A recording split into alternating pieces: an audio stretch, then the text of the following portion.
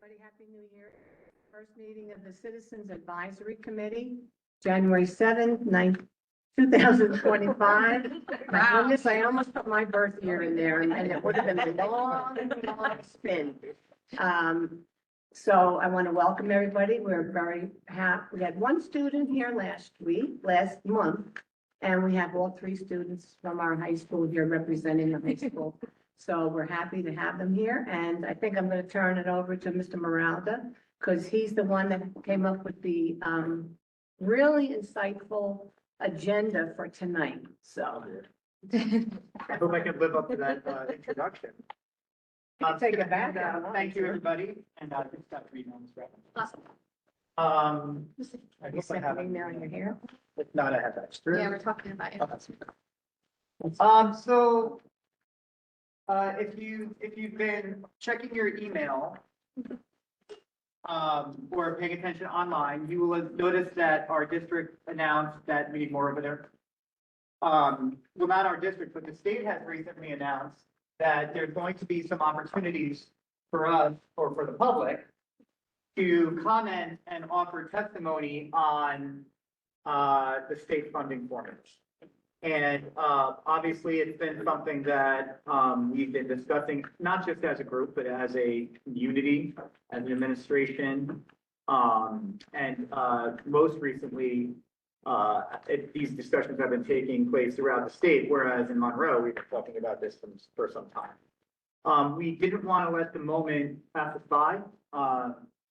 And during our meeting, or one of our discussions during the week, we realized that, hey, we have our Citizens Advisory Committee. We have a working draft and some concepts and some a vision that has been constructed through our Legislative Action and Community Engagement Committee. And these objectives were starting to converge.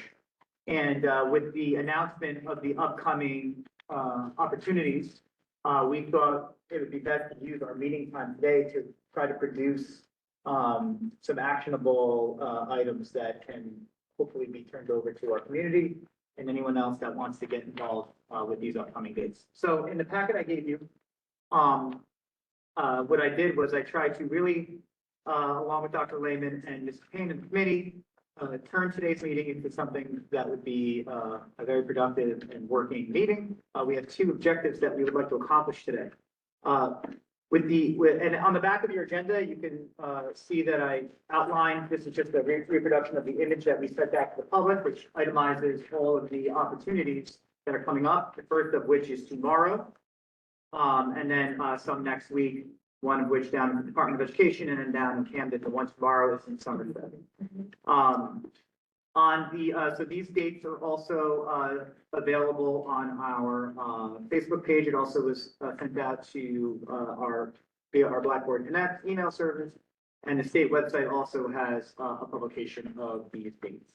All of the links were embedded in the email that we had sent out to the public. Add on like the Twitter stack. Yeah, please. Because we got a little bit of more information today. Right. So I know that Shabiano, myself, Spora all received confirmation, Salvarez as well for, and so what we were told is that, you have to limit your testimony to 3 minutes if you're going to speak in person. Obviously, written testimony, they can't really limit. I should really use that. And they also said that depending on how many people do show up, they may limit the number within that community, right? So if because it's from 6 to 8, let's say, right? And if there's 100 people and 50 of them are from Monroe, they're probably not going to let all 50 of us, like, that would be great. But also, if it's written and you're there, you can can give it to them. Right. So don't let the number of people there deter you if it. Well, we won't even know until we Yes. go. Right, So- so if you feel like you would like to join us, then, please do. And if we don't all get an opportunity to speak, we can at least submit our written testimony, so they can hear something from. But then also just that, try to keep it within that 3 minutes, because they are very, like, at least if it's similar to what the budget testimony is, Yes, they're very yes. strict on that. They have that timer staring at you in the face. And yeah, and my experience with this, thank you for bringing that up, because that'll add some context to what we're gonna do. When Dr. Chanley and I had gone down there in, spring of last year, when, she offered a testimony, there was a lot of redundancy in the messaging that was being offered, even from, you know, whether it's Jackson testifying or us, or whether it's principal, board president, and whatever. So one of the things that I think would help us, tactically would be to really diversify our message, but maintain the common theme. And so what we did was, on the back of your paper, there were some talking points that, and again, these are just drafts, these are just things that we came up with amongst our administrative team that we cherry picked out of our letter, which we will be revising as well. And the idea would be, to take these talking points, and we'll work on them in a moment, and to hand them out or distribute them to your constituencies. You know, I would be handing these out to, let's say, the people I associate with, and say, hey, listen, if you're interested, here are the talking points. You know, how do we develop this into a message that resonates with our decision makers? And I think one of the unique advantages that Monroe has, and the fact that we are kind of game planning for this, is that we are very diverse and different. We all have different stake in the game, but these talking points kind of speak to all of us. So what I would like to do, before the end of today, and would be to look at these talking points, see if we need to chop them up, add some things, and then ideally, this would be something that we would push out to the public and say, hey, if you guys want to, here's a starting point, if you'd like to go speak. As an exercise to what I had done personally, I took the talking points and then I went and I typed up a written testimony for myself as a Monroe employee and as an alumni and as a 30+ year resident of the town. And I tried to write a personal message, you know, driven by these talking points. And I felt like I was able to do that. That was unique, that spoke to my position, but also spoke to the larger issue of the town. And my guess is that that would be hoping our community would do. If they have the guts to get up there and speak publicly, that would be even better. But I think if we were able to submit anything, whether it be written, but I think redundancy won't necessarily help us. I'm not going to go through all these talking points right now. In a moment, we'll go into workshop and then we could, I would suggest maybe breaking up into a couple of groups. Yeah, definitely. Hey, I would like to go through these, we don't have a ton of time, and then maybe add or remove some things. I know Dr. Lane, you said you had some thoughts about some things to add. And then recollect this. I will take all of our ideas, maybe we can go through them, put it into one document, and then if the committee's good about with it, we could say, hey, here is what the district has to our committee. Obviously, these are not gospel, and this is just what the committee feels is a good starting point. Anyone in Monroe can go testify. They could even testify for less state aid if they want to, but they would. But that's yeah, please don't do that. But please, you know, obviously participation is good, but I think authentic and meaningful participation. I gotta be honest with you. When I went to Trenton and I heard, it was like, I mean, I would have been bored if I was on the other side of that day. Everyone said the same thing. We need money, you're screwing kids, you can't do this. Everyone said the same thing, you know, and they're not true, right, from the perspective. But I think we need to do a little bit different. And if you look at the talking points that at the top of the list, you can see that right out of the gate, there are some things that make Monroe unique. So that's kind of what our starting point would be. And then if we take a look at that, we pause maybe in about 20-25 minutes, reconvene. And also in your packets, many of you have submitted feedback digitally. What I did was I compiled all that into your packets. And then what we could try to do is as I'm sitting there and I can kind of float around, I'll try to take any of the feedback that has been provided. If you guys want to look that over when we reconvene, and maybe about 20 of or quarter of, we can talk about the letter again, and then try to put this to bed as well. Don't you think, Mr. Morales or Dr. Lehman too, that the letter could be handed in once we finally put the draft on it, because it's going to include everything that we want. So, I mean, if we get down to the letter and anybody's going to go to Trenton or what's the other place? Trenton, Somerville is Blackwood. I put in to go to Trenton next week. So if we can't get up to talk, if we have the letter that we want to go out to our legislators, you know, we can run up and just hand it to them So- after it's finalized. If I can, I don't think that's, I think that's definitely something that can work. My question, I guess, where we want to focus with this, because I feel like this hearing is different than a budget testimony.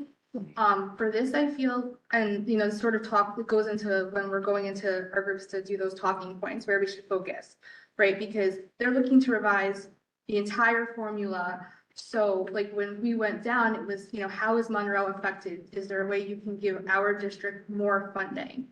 But I feel like for this, while we certainly want to address that in some ways, it's more about here is how the school funding formula is flawed, and we can list the ways that Monroe is affected. But it really, like, the more that we have in common with other districts that are having a problem, like, I mean, obviously we know S2 districts, social districts that have lost funding over the last, you know, 7 years are, you know, different than we are.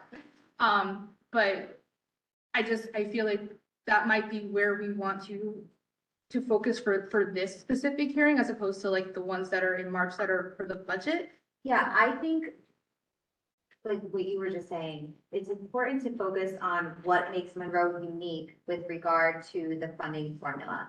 That was definitely the stance that I was going to take in going to the hearing, is not talking about the formula and what it's going to look like, you know, with the proposed revisions. Right. But what the funding formula has looked like here in Monroe and its impact on us, and what we would hope could be fixed so that it doesn't have the kind of negative impact that it's had on us.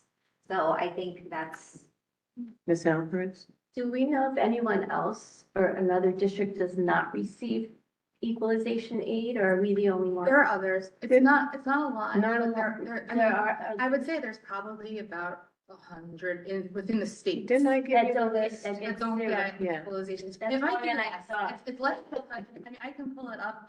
I know within like our county, I think there's Right. 2 or 3. I gave you our That county, There's other Middlesex County, counties yeah. that yeah. are by the shore that are, you know, are smaller, and so there's more of those in those counties. And do they have a large senior population too? Is that the factor? I mean, without like, for me, I don't know for sure. I know that we are, unless things have changed within the, you know, demographics in the last 10 years, certainly the highest. And I think that's the primary focal point of this is what, you know, the major flaw in it, because we are penalized, not because we have, like, we love the fact, I love the fact that we have, Yes. you know, my parents live here, like, so I certainly am not suggesting that, you know, we are penalized because we have senior citizens living with us, but because the formula negatively penalizes us, which I can actually pull up the reason for it. It's because the income that they receive is, that seniors receive, we are then, that's used to calculate the equalization aid cost, so that's why we don't get anything. I think we need to explain that. Yes. Right. Because that's, if we can be very specific and explain that piece, I think that would be helpful. Because you don't want to just come out and say, I don't it's the understand that. seniors, you know, because of the formula and the senior part of the formula, blah, blah, Kate, then you explain what you just said. Because I know Toms River, Berkeley Township probably has a high senior rate also. I'm just guessing, because I know a lot of people go down to Whiting and that area. So that's another area that probably has, but I think they've only migrated down there, maybe had a shore house and, you know, decided to not stay up here and go down to their shore house. But here, these are actual senior communities that have been established for years. So you have establishment and then maybe starting to be established, you know, so I don't know. We'd have to check the demographics. Just quickly glancing through the list here, if I'm looking at all the districts that get 0 equalization aid, they're smaller. So like just Lavalette Borough, Yeah. And those. Bayhead Borough, these are Vacation Peter homes. Ocean, Yes, there are a lot of vacations. Seeger, Shore Regional, Mhm. Manasquan Borough, going up to Middlesex, there's well, that's not it, Henry Hudson Regional, Metuchen, That's Wow, nice. They- I'm surprised. small though. Yeah. Um, What about Highland Park? Did they get it? Cranberry, They would receive, because they're in Middlesex, so we know that there's only the 2. Oh, Middlesex is Highland Island Park. Park does. Does get equalization, yeah. Right. Well, I thought so, yeah. And I know one it's Cranberry. location. Yeah, Yes. And us. all this public funding data, it's available Yes. on every school district's websites and everything? So this is, I don't know if it's on our website, I just Googled, New Jersey State Equalization Aid, and it brought me to the state website. And I just clicked on 24-25 state aid summaries by school districts. And it gives me a list, a breakdown of all of a PDF sheet of all of the districts across the state and the amount of aid that they receive. Okay, so in that case, if someone has really tried to put some comparative data analysis on that, like when we try to compare Monroe Township with the other township, the way our population is getting increased, I can see that year on year, the number of students are getting more and more enrolled into the school districts. And against that, what percentage of kind of funding is getting increased for the school district in compared to the other similar district? And that way we can kind of do a case study, particularly for the township, and that will put us in a strong position to justify what we are looking for. That's a good idea. But yeah, and also, isn't free and reduced lunches part of this funding formula, or am I wrong? Not directly. Not directly, It doesn't, so it definitely, you get funding for those things, but Right. it's not regarding like the Title I. I just want to circle back to your comment, if I may. Yeah. And then if we want to do Break. the action, we should break. yeah, we should break up into groups now. I'm just asking because No, if data is publicly available, then I think one can make those comparisons. So Dr. Chanley had mentioned earlier today that the district administration will be preparing its own written testimony. And my original thought had been to make that would be an appropriate place to include a data analysis. I think it would be difficult to verbally communicate that, but that's something that I think we will consider when assembling our own official testimony on behalf of the district administration. And Okay. that would be like written testimony. Yeah, and that, Because you could do more that way, yeah. And don't you think the other districts that are losing the money are gonna do the same thing as what you said? If they're going before these people, they're gonna have that written data also saying, well, we didn't either. And at least Monroe will be back there saying, well, we didn't either. Here's our information. So, yeah. And some of the basic parameters are very well supporting our township, like the population increase, our number of enrollment for students on year basis is getting increased. Major chunk is going with the senior citizens where we have fixed income. So Right. for another 50% of the kind of residents, they are taking care of the kind of common funding with the taxes and all these things. Some kind of detail, kind of, explanations we can give it to the authorities. and then what's not in that is the fact that all of our program, we're a whole child district, so we service all types of learners, and not just speaking about special ed. When you think about our paths, we invest just as much into our pre-vocational training as we do into our technical applications, our computer science, and inflationary costs, in order to maintain, I tried to include this in my own statement today, the costs, forget about operational costs. We're at an impasse with how to sustain curricular growth. Because these programs are becoming extra, just think about woodshop, the price of lumber, that doesn't maintain the 2% growth, allowable growth. Right. So, these are other consequences embedded in this reality Yes. that when you really want to get into the teaching and learning side of it, is that keeps me up at night more so than crowded classrooms. Right. Because, especially with the trajectory that this district is currently on with our commitment to that type of learning. I agree with you. And in the same context, like the school funding formula also, if it is not getting changed for almost like 10 years, I'm not sure what kind of detailed formula it is all It's been about and 15 how they are calculated. But I just want to kind of be curious about whether they are considering the inflation and everything into that. Yeah. And they are really giving some impact because of particular, kind of price increase and everything. Well, this task force has been put together for this year. And it's been an up and coming task force that they talked about for probably the last 5 years, if I'm right or wrong. This is the Department of Education. So the School Funding Reform Act was passed in 2008. And that's what hasn't necessarily been completely modified. However, I think it was in 2017 or 2018, there was a law passed that is known as S2, which sort of modified the formula in terms of districts that were getting less, started getting a little bit more. Monroe was one of those. And there were districts that were considered over adequacy, which are a lot of our surrounding districts, right? South Brunswick, East Brunswick, so we saw a lot of that. So there have been like slight modifications, but not like a complete overhaul of the formula. And then in 2022, and then again in 2024, the legislature had passed, or not passed, they had proposed bills that would create a school funding formula task force. None of those have had any movement yet. So this is a hearing that's being done through the Department of Education. And so I think that there's sort of like those two sides of it, where there's the legislature side of it that will, potentially pass that bill, which might give the Department of Education guidelines as to what they are and are not allowed to do. And then there's the Department of Education that was probably tasked with creating the actual formula itself. I know I just like said a lot of things at once, Well, but and this problem with school funding formula has been around for quite a while. I was on another district board. We had it there too.